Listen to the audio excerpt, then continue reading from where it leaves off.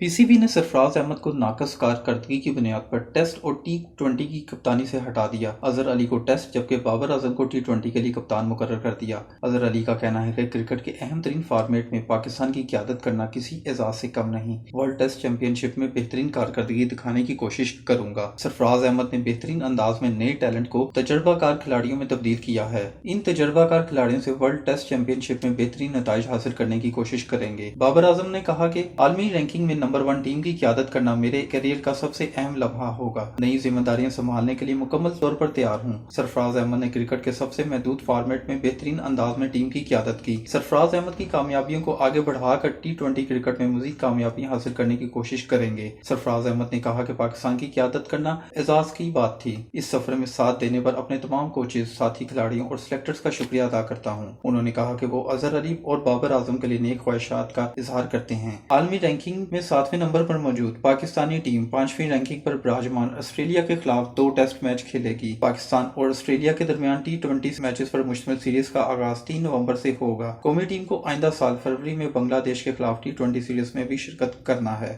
ہماری video like کریں، share کریں، ہمارے چینل کو سبسکرائب کریں تاکہ آپ تک ہماری نئی آنے والی ویڈیو پہنچ سکے۔ ڈاکٹر A.Q خان ہاسپٹل، جہاں دل، گردے، جگر اور آنکھوں کی بیماریوں میں مبتلا سینکڑوں مستحق مریض علاج کی جدید اور مفت سہولیات سے مستفید ہو رہے ہیں۔ مزید 300 بستروں پر مشتمل ہسپتال کی توسیع کا کام تیزی سے جاری ہے۔ یہاں تک کا سفر آپ کے تعاون سے ممکن ہو سکا ہے۔ اس سال کی زکوٰۃ ڈاکٹر A.Q خان ہسپتال کو دیجیے اور ایک نیکی انسانیت کے نام پر کیجیے۔ Doctor A.Q Khan hospital trust, ایک نیکی انسانیت کے نام۔